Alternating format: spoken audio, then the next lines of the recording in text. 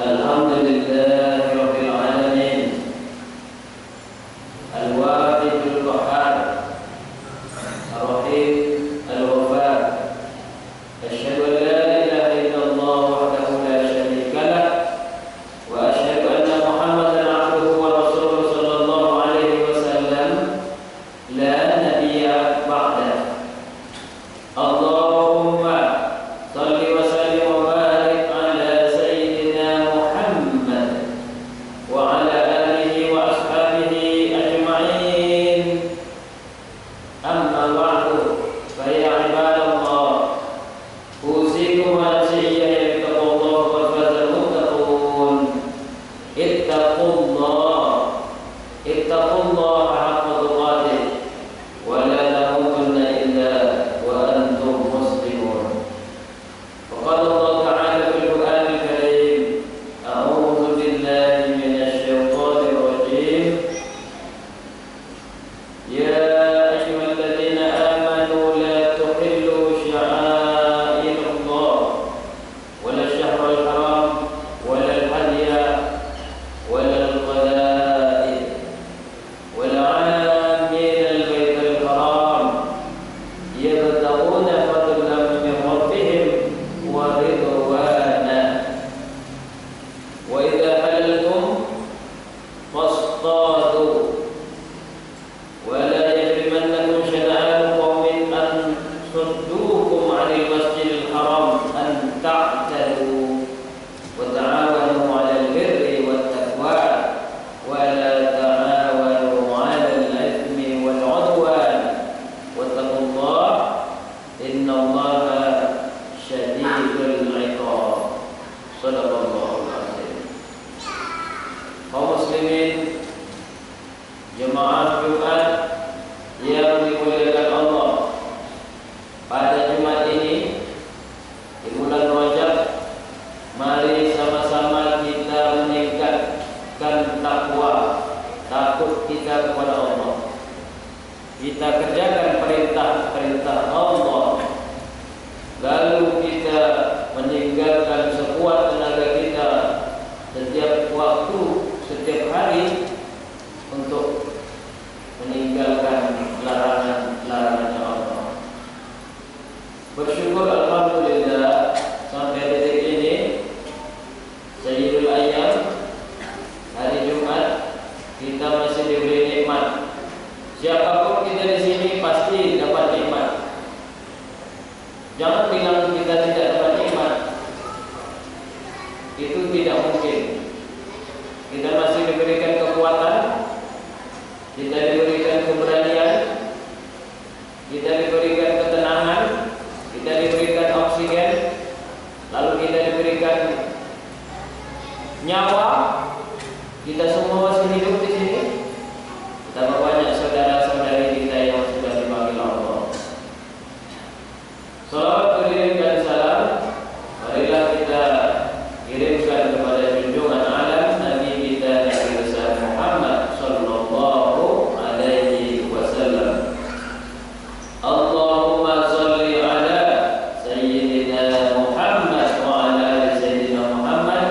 Assalamu alayka ayyuhan nabiyyu wa rahmatullahi wa barakatuh. Mudah-mudahanlah kita semua yang ada di masjid ini dapat syafaat pertolongan Rasulullah sallallahu alaihi wasallam. Itu gunanya baik bagi kita di dunia maupun di akhirat. Amin ya rabbal alamin. Allah berfirman dalam surat Al-Maidah, hai orang-orang yang beriman, jangan kamu melanggar syiar-syiar atau syariat-syariat, aturan-aturan yang sudah Allah buat. Jangan melanggar kehormatan bulan-bulan haram. Bulan haram ada 4. Bulan Zulqa'dah, bulan Zulhijjah, bulan Muharram, dan bulan Rajab. Jangan mengganggu binatang-binatang dan binatang Jangan mengganggu orang-orang yang mengunjungi rumah Allah sedang mereka mencari karunia dan keridhaan Allah. Apabila kamu sudah melakukan ibadah haji, maka boleh kembali lagi berburu. Jangan sekali-kali karena kamu benci atau kebencianmu kepada sesuatu orang atau sesuatu kaum, karena mereka menghalang-halangi kamu dari Masjidil Haram, mendorongmu berbuat aniaya kepada mereka. Tolong menolonglah dalam kebaikan dan takwa. Wala ta'awanu 'alal itsmi wal 'udwan. Jangan tolong-menolong itu malah dalam untuk perbuatan dosa ataupun untuk bermusuh-musuhan. Wattaqullah, takutlah kepada Allah. Sesungguhnya Allah amat berat siksaannya.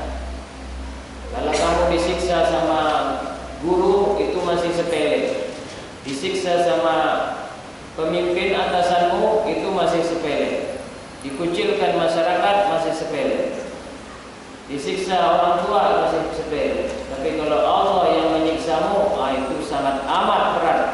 Tidak ada yang bisa menolongmu.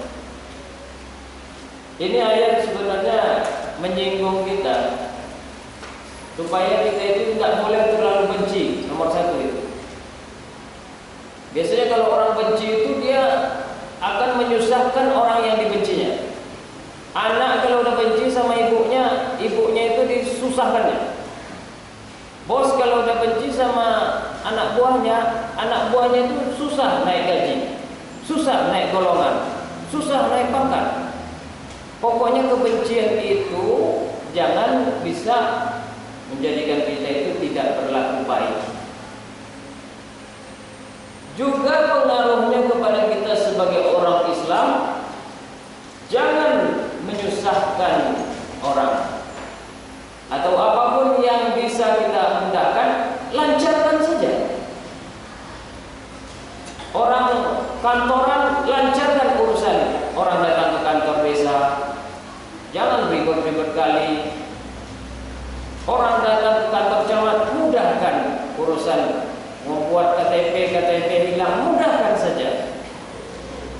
Apapun orang mau berinfak, udah terima saja. Bila perlu buka rekening, dia tidak bisa datang kemari, kirim rekening. Mudahkan pokoknya segala sesuatu hal orang mau berbuat baik. Maka ini harus menjadi keyakinan kita bahwasanya kalau kita memudahkan orang, maka orang ataupun orang lain akan memudahkan kita. Kita memudahkan orang masuk kerja di tempat kita, besok anak kita tamat kuliah, mudah juga dibantu orang untuk masuk kerja. Kita menyingkirkan sesuatu di tengah jalan, paku, duri, besok juga orang akan menyingkirkan kesulitan-kesulitan bagi kita. Maka Rasulullah SAW bersabda, an Abi Hurairah radhiyallahu anhu an Nabi sallallahu alaihi wasallam qala, man nafasa an mu'minin kurbatan min kurabil dunya, nafasallahu anhu kurbatan min kurabi yaumil qiyamah, wa man yassara ala mu'sirin yassarallahu alaihi fid dunya wal akhirah, wa man satara musliman satarahu Allahu fid dunya wal akhirah, wallahu fi auni al-'abdi ma kana al-'abdu fi auni akhihi, wa man salaka tariqan yaltamisu fihi ilman sahalallahu lahu bihi tariqan ila al-jannah. Dari Abu Hurairah ini dia sering dekat sama Nabi karena dia tidak punya kebun, karena dia tidak punya dagangan. Maklum orang Arab dulu suka berdagang. Umar pedagang, Utsman pedagang, Abu Bakar pedagang, Abdurrahman bin Auf pedagang. Tapi Abu Hurairah ini karena dia tidak punya aktivitas banyak, sehingga dia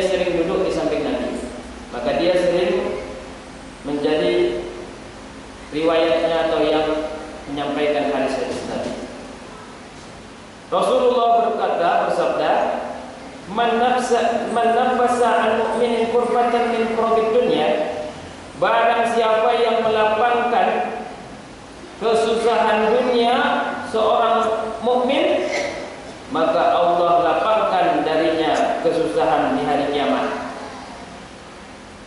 Kalau sudah tahu begini, janganlah kita sulit-sulit siapapun. Lapangkan saja. Mau kita nggak benci, mau kita benci, ataupun terpengaruh kebencian orang. Kadang kita terpengaruh kebencian teman, kemudian kita susahkan teman yang lain. Terpengaruh kebencian paman kita, saudara kita, ada urusan dia mestinya bisa kita tolong, maka nggak kita tolong gara-gara kebencian. Jangan, nanti Allah susahkan kita nanti. Maka lapangkan. Barang siapa yang memudahkan urusan orang yang kesulitan dalam masalah hutang, ini saya sering melihat orang banyak hutang. Mungkin rata-rata sekarang zaman banyak kredit berhutang. Kadang-kadang tiba-tiba pinjam ke kita juga, maka Allah Azza wa Jalla memudahkan baginya dari kesulitan dunia dan akhirat. Barang siapa yang menutupi aib seorang muslim, maka Allah tutup juga aibnya. Jangankan di dunia, di akhirat nanti Allah tutup aibnya. Setiap kita pasti punya aib. Tidak ada kita yang lepas daripada aib. Allah senantiasa menolong. Ini percayakan, iktikadkan di dalam jiwa kita masing-masing. Baik saya, baik jamaah, Allah senantiasa menolong.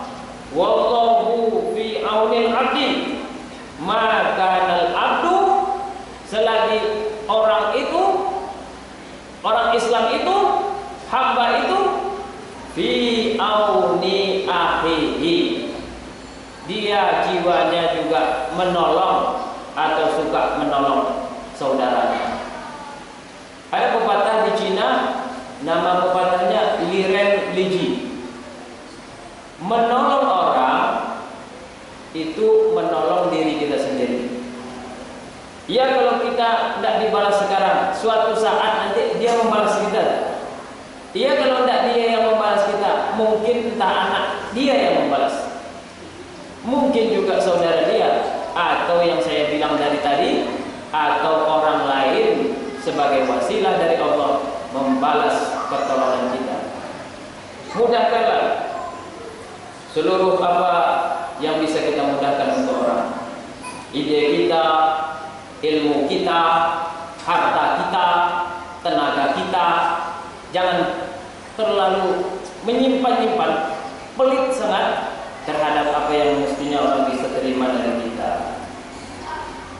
Sabda Nabi yang lain juga, al-muslimu aqul muslim la yazlimuhu wa la yuslimuhu wa man kana fi hajati akhihi kana Allahu fi hajatihi. Seorang Islam itu adalah saudara bagi Islam lainnya.